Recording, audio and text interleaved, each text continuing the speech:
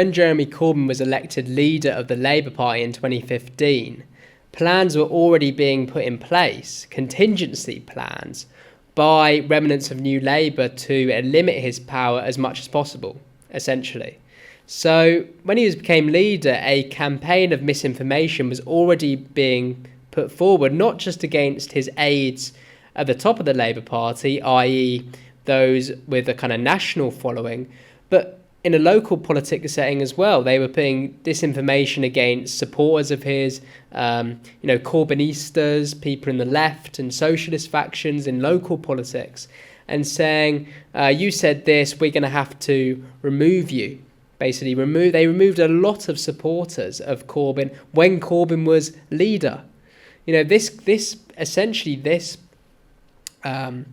containment of the Corbyn project was put in place by day one.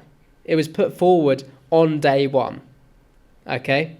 And these people are the remnants of New Labour, right? What Tony Blair was able to do, which Neil Kinnock couldn't, was move the Labour Party away from working class politics, from class politics. And essentially, they didn't want to be connected to the unions. And they didn't want the Labour Party to be the representative of the Labour movement, okay? They wanted the Labour Party to become this kind of modern, right, mainstream party, a lot like the Liberal Democrat Party, which was pro-European, extremely socially liberal, to the fact where it was taking away from class politics. And of course, the economic liberalism, which cozies up to corporations, the banking sector, and of course tries to justify itself in the face of news media. So when Corbyn was elected leader, he was undermined at every single term because of course he stood for something that was so different from this agenda.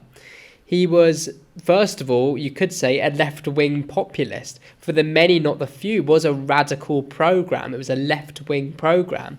And something that these people right at the top of the Labour Party can never support. No wonder Tom Watson was part of the campaign to completely derail not just Corbyn, but John McDonnell as well. Every time, even in Parliament, he made side glances and faces when Corbyn and McDonnell said anything, just to try and divide the party as much as possible. And it's funny because a lot of people within Blue Labour were completely fine with the Corbyn project. This is the thing that I'm going to keep going back to, the fact that it's not just the left who don't agree with the way that the people right at the top of the Labour Party are treating its members. It's lots of other factions, including Blue Labour, who are against this neoliberal economics, which is being put forward by these people, this pro-European position. Look at Labour Leave, look at these campaigns that were set up, which actually supported Corbyn. Kate Hoey and Paul Embry were completely supportive of the Corbyn, administration. Of course, they probably would vote for someone more from their faction. But when it comes to party unity, a lot of people who weren't just on the left actually supported Corbyn. It was this neoliberal faction which felt so uncomfortable with Corbyn being leader of the Labour Party, to the extent where they tried to deselect as many pro-Corbyn candidates as possible, to ban as many Labour members who seemed to take a pro-Corbyn position or took a position that was anti-neoliberal. Okay, there was anti-banking class, anti-corporate class, and actually had a policy which was pro-class politics, which is what Labour Party have been moving away from for many years now. And even not only were the processes managed by these bureaucrats in the Labour Party, these careerist politicians who had profited out of the New Labour years, basically. They had profited out of that. And when they saw Corbyn come up as a Labour leader, of course, they did as much as they could to limit his power, and they were successful in doing so. They were successful.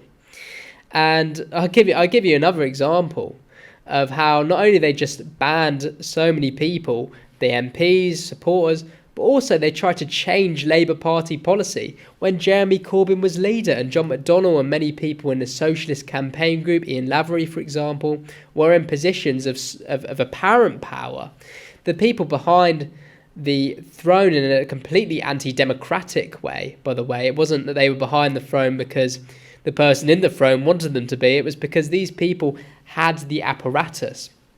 When you look at the 2016 referendum, for example, Corbyn, coming from a Lexit position, which essentially is a left-wing case for Brexit, which essentially is something that Dennis Skinner always believed in, for example, which was a socialist Eurosceptic view, then you actually see that they, at every time, tried to change the policy.